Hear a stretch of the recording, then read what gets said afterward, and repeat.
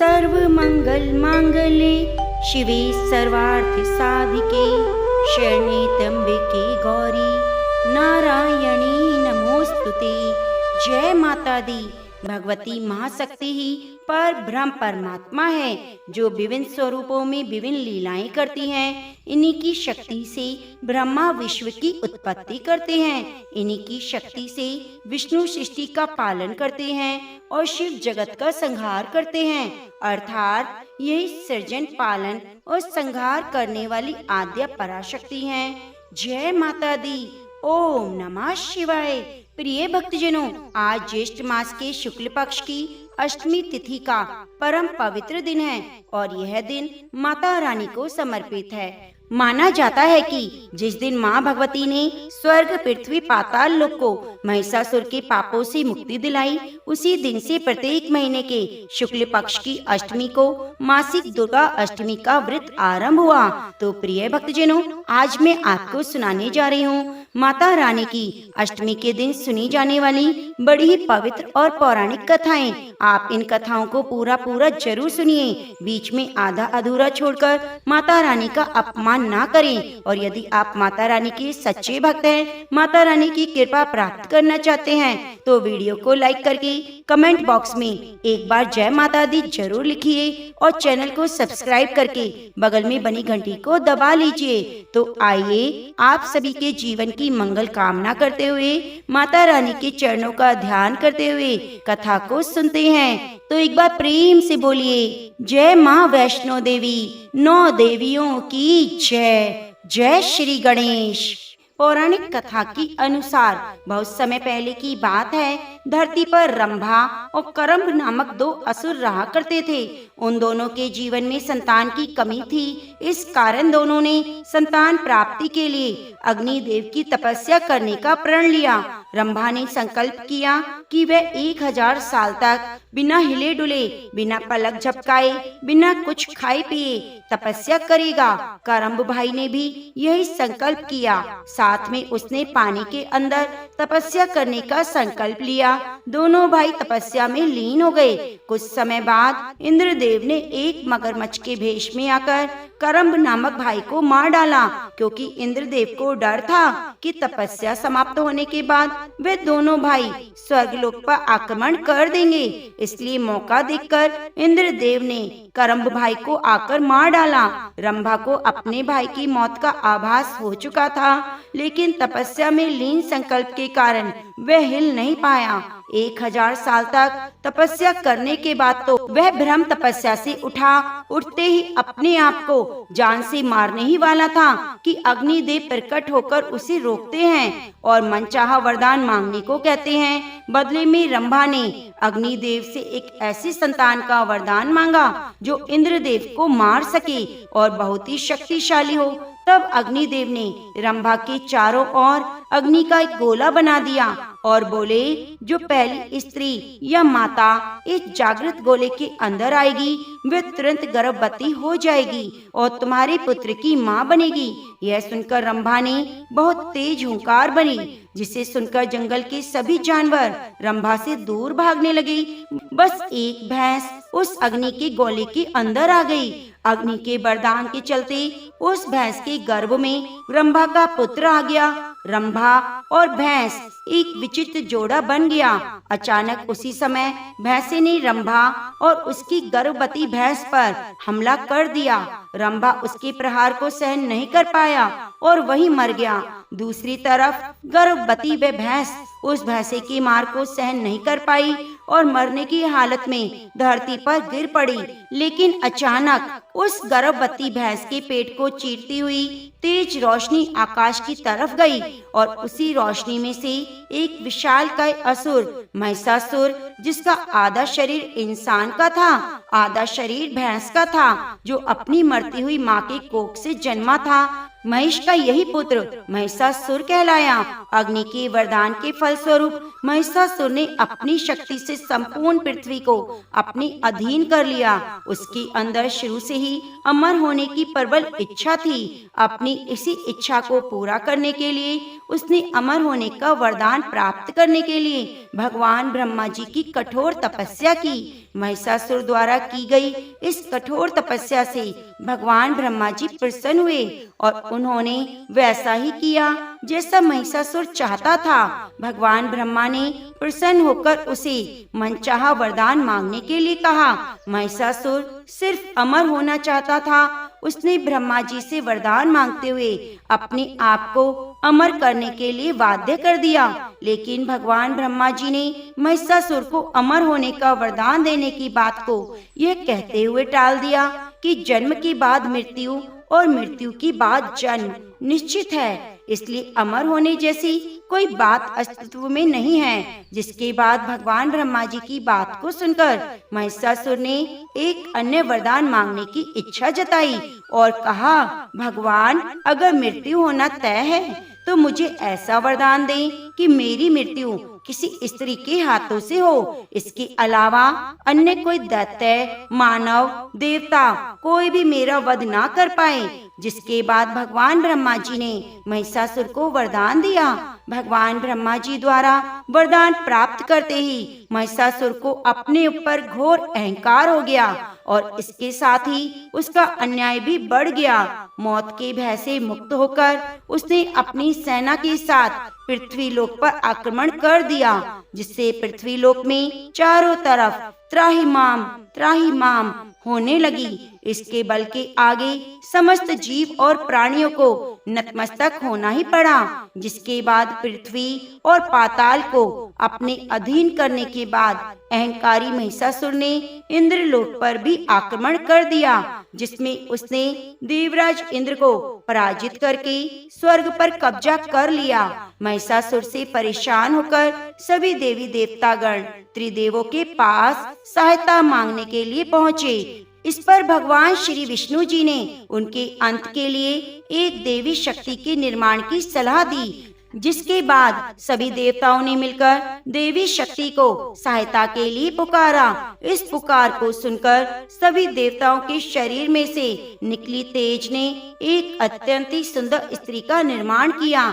उसी तेज से निकली माँ आदि भवानी, जिनके रूप और तेज से सभी देवता आश्चर्यचकित हो गए। त्रिदेव की मदद से निर्मित हुई देवी दुर्गा को भगवान ने सवारी के लिए सिंह दिया।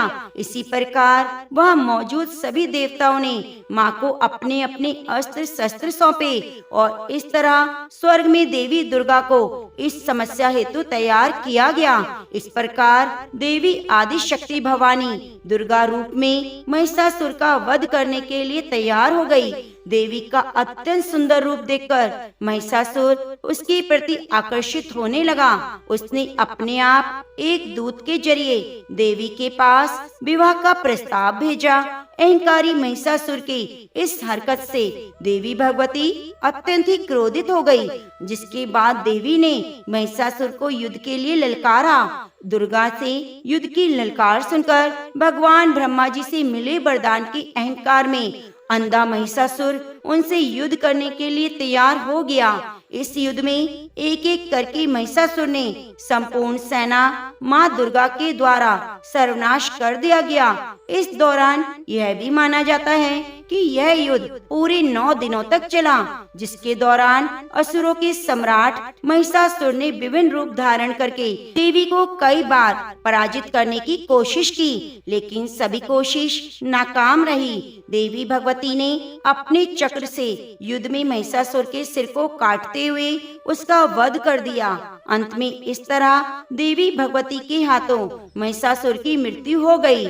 जिस दिन माँ भगवती ने स्वर्ग लोक, पृथ्वी लोक, पाताल लोक को महिषासुर के पापों से मुक्ति दिलाई, उसी दिन से हर महीने के शुक्ल पक्ष को मासिक दुर्गा अष्टमी का पर्व आरंभ हुआ। इसलिए हर महीने की शुक्ल पक्ष को मासिक दुर्गा अष्टमी का व्रत पूरी श्रद्धा भाव से करना चाहिए। विधि विधान से किया जाता है तो माता रानी अपने भक्तों के सभी कष्टों को दूर करती हैं। तो प्रेम से बोलिए अम्बे माते की जय। जय माता दी। प्रिय भक्तजनों, आप आइए सभी मनोकामनाओं को पूरी करने वाली माता रानी की अन्य कथा को सुनते हैं। माँ कमला की कथा को सुनने से आर्थिक तंगी से मुक्ति मिलती है, सुख सौभाग्य की प्राप्ति होती है, शारीरिक और आध्यात्मिक उन्नति का आशीर्वाद मिलता है।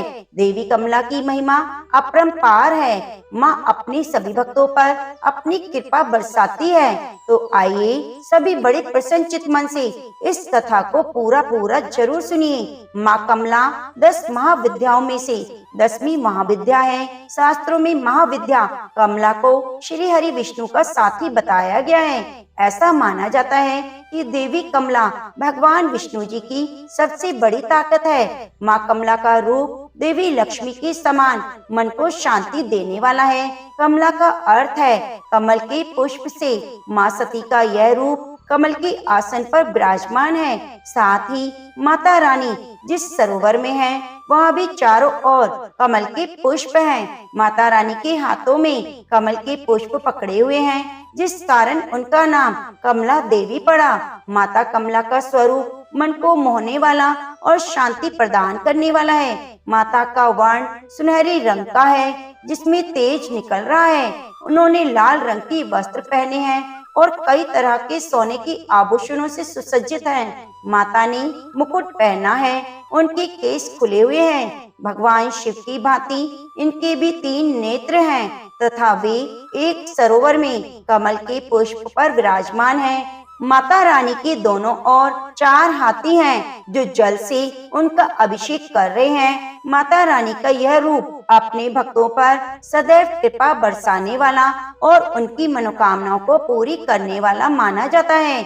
प्रिय भक्तजनों, माता लक्ष्मी की साधना करने से जो लाभ भक्तों को मिलता है, वही लाभ माता कमला की पूजा करने से मिलता है। क्योंकि देवी कमला को माँ लक्ष्मी का रूप माना जाता है, इसलिए जो भी भक्तगण माता कमला की पूजा करते हैं, उनके परिवार की आर्थिक स्थिति बहुत अच्छी होती है और घर सदैव अन्न धन से भरा रहता है।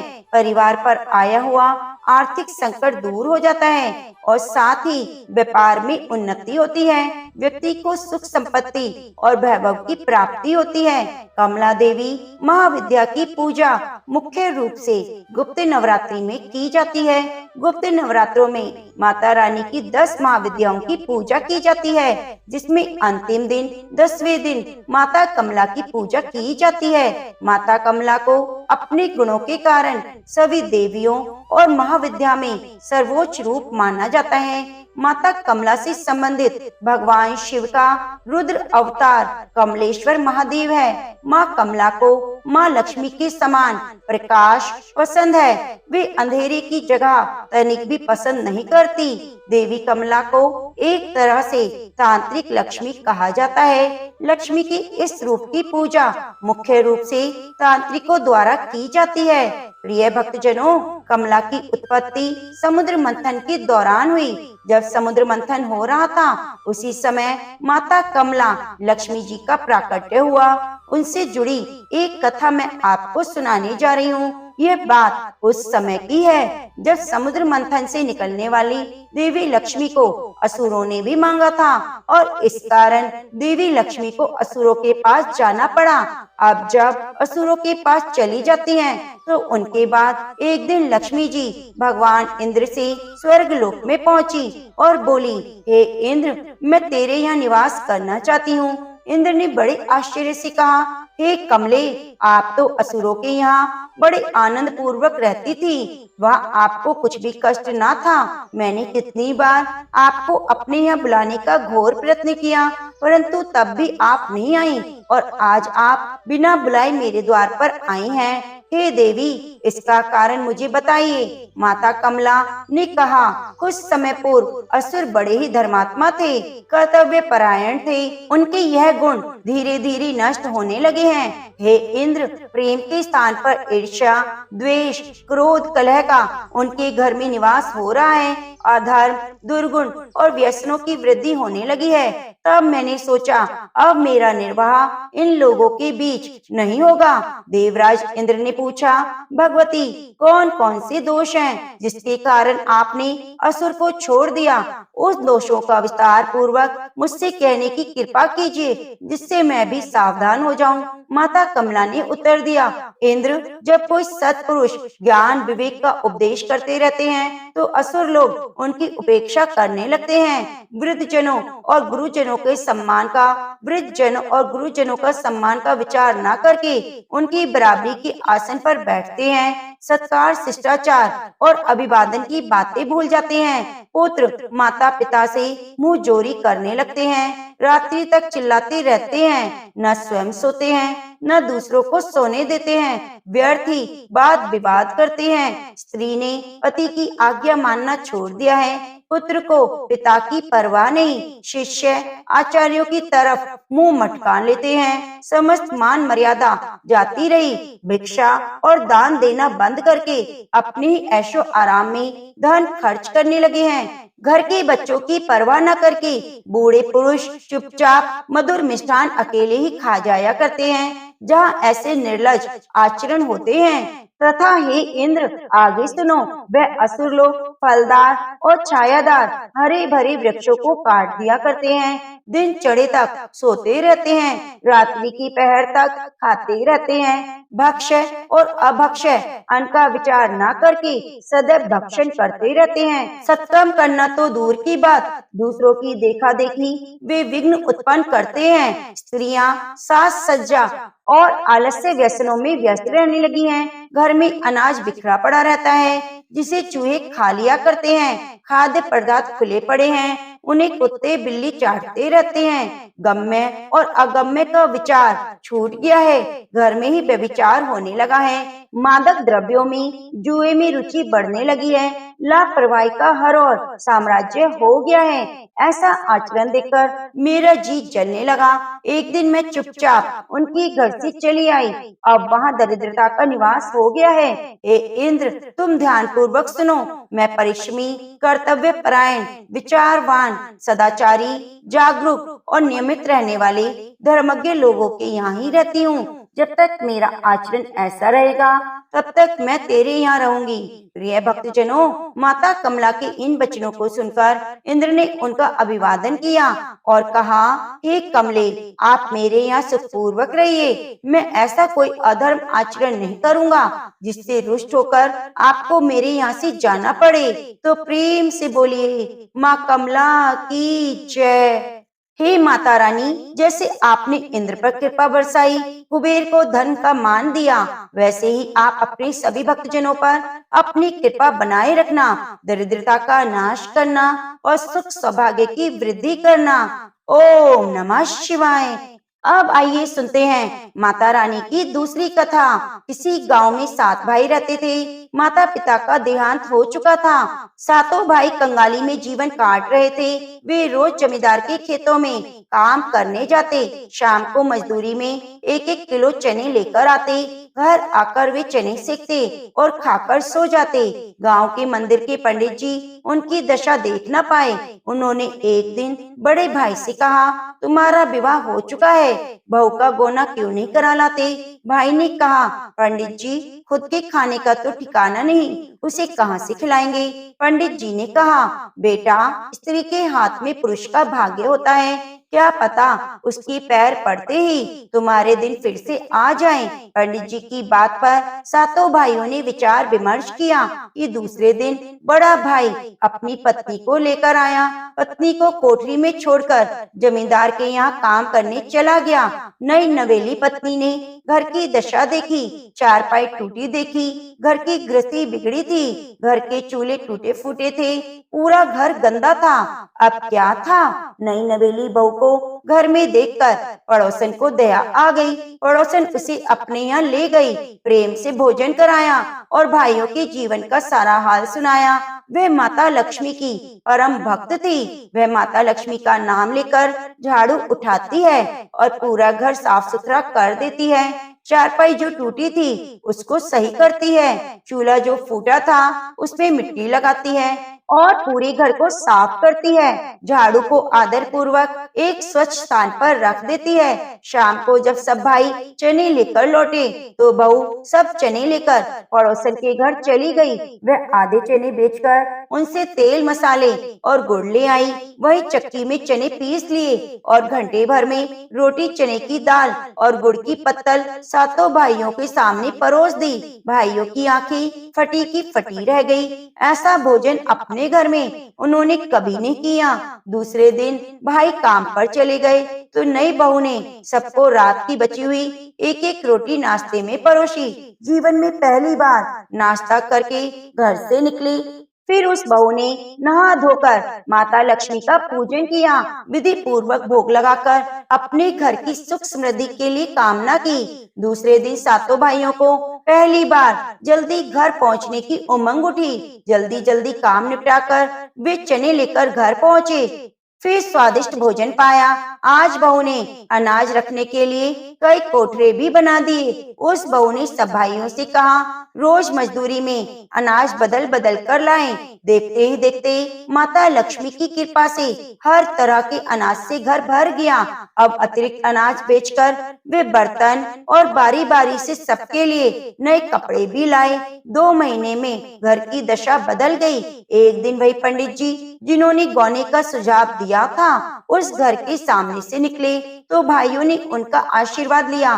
पंडित जी ने मुस्कुराकर कहा, क्यों पुत्रों, कहा था ना मैंने, स्त्री ही घर का भाग्य बदल सकती है क्योंकि वही घर की लक्ष्मी होती है। गृहिणी बिना घर भूत का डेरा होता है। जिस घर में गृहिणी होती है वहाँ माँ लक्ष्मी की सदैव वास होता है और जहाँ पर माता लक्ष्मी की पूजा होती है माता लक्ष्मी उस घर को छोड़कर कभी नहीं जाती। सभी भाइयों ने हाथ जोड़ लिए और कहा, आपने और इस लक्ष्मी बहू ने हमारा जीवन बदल दिया। तो प्रेम से बोलिए, माँ लक्ष्मी की जय।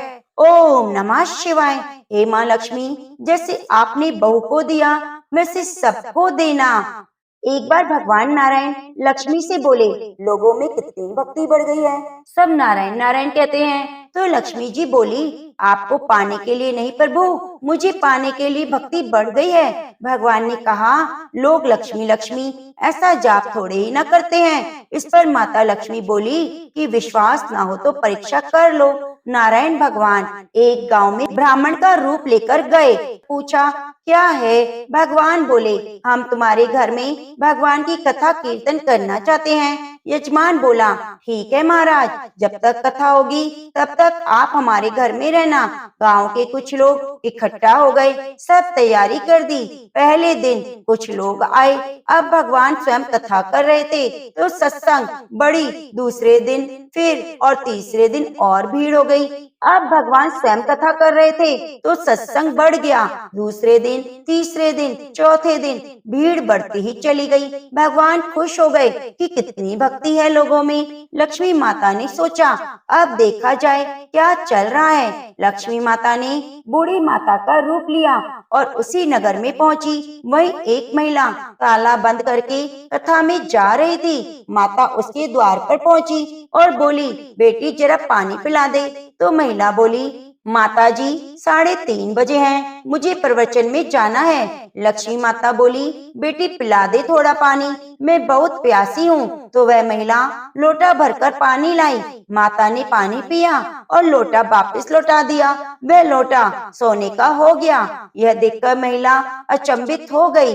लोटा तो दिया था लेकिन वह स्टील का था और जब वापस लिया तो सोने का हो गया। यह कैसी चमत्कारी माता जी हैं। अब तो वह महिला हाथ जोड़कर कहने लगी, माता जी आपको भूख भी लगी होगी, खाना खा लीजिए। यह सोचकर कि माता जी खाना खाएंगी तो थाली, कटोरी, चम्मच, गिलास सब सोने के हो जाएंगे। माता लक्ष्मी बोली, तुम जाओ बेटी, तुम्हारे प्रवचन का समय हो गया है।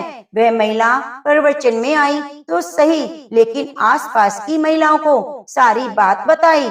अब महिलाएं यह सब बात सुनकर सत्संग से उठकर चली गईं। अगले दिन कथा में लोगों की संख्या कम हो गई। भगवान ने पूछा, लोगों की संख्या कैसे कम हो गई है? किसी ने कहा, एक चमत्कारी माता जी आई हैं, जो नगर में जिसके घर दूध पीती हैं, वह गिलास सोने का हो जाता है। जिस थाली में सब्जी रोटी खाती हैं, वह सोने का हो जाता है। उसके कारण लोग प्रवचन में नहीं आए। भगवान नारायण समझ गए कि लक्ष्मी जी का आगमन हो चुका है। इतनी बात सुनते ही देखा कि जो जजमान सेठ थे वह भी उठकर खड़े हो गए और खिसक गए। पहुंचे माता लक्ष्मी के पास और बोले, माता, मैं भगवान की कथा का आयोजन कर रहा था और आप मेरे घर को ही छोड़ दिया। माता लक्ष्मी बोली, तुम्हारे घर तो मैं सबसे पहले आने वाली थी, लेकिन तुमने अपने घर में जिस कथाकार को ठहराया है वह चला जाए तभी मैं आऊंगी। सेठ जी बोले, बस इतनी सी बात, अभी उसको धर्मशाला में कमरा दिलवा देता हूँ। जैसे ही महाराज भगवान विष्णु कथाकार के घर आए तो सेठ जी बोले, महाराज, आप अपना बिस्तर बांधो, आपकी व्यवस्था अब से धर्मशाला में कर दी गई है। भगवान बोले, अभी 2-3 दिन ही बचे हैं, कथा यहीं रहने दो। सेठ जी बोले, नहीं नहीं, जल्दी जाओ, मैं कुछ नहीं सुनने वाला, किसी और को मेहमान को ठहराना है। इतने में लक्ष्मी जी आई और कहा, सेठ जी, आप थोड़ा बाहर जाओ, मैं इनसे निपट लेती हूँ। माता लक्ष्मी भगवान से बोली, प्रभु, आप तो मान गए। भगवान नारायण बोले, हाँ लक्ष्मी, तुम्हारा प्रभाव तो है, लेकिन एक बात तुमको मेरी माननी पड़ेगी। तुम जब आई, जब संत के रूप में मैं आया, संत जहाँ कथा करेंगे वहाँ लक्ष्मी निवास तुम्हारा होगा। यह कहकर नारायण भगवान ने वहाँ से बैकुंठ के लिए विदा ली। अब प्रभु के जाने के बाद अगले दिन सेठ के घर गांव वालों की भीड़ लग गई। सभी चाहते थे माता सभी के घरों में बारी बारी से आए। लक्ष्मी माता ने सेठ और सभी बाकी गांव वालों को कहा, अब मैं जा रही हूँ। सभी कहने लगे, माता, ऐसा क्या हो गया, हमसे क्या भूल हो गई? माता ने कहा, मैं वहीं रहती हूँ जहाँ नारायण का वास होता है। आपने नारायण को तो निकाल दिया, मैं कैसे रह सकती हूँ? और वह चली गई। तो प्रेम से बोलिए, लक्ष्मी माता की जय। प्रिय भक्तजनों, जो लोग केवल माता लक्ष्मी को पूजते हैं वे भगवान नारायण से दूर हो जाते हैं, और जो नारायण की पूजा करते हैं तो लक्ष्मी जी पीछे पीछे सदैव चली आती हैं। तो प्रेम से बोलिए, लक्ष्मी नारायण भगवान की जय।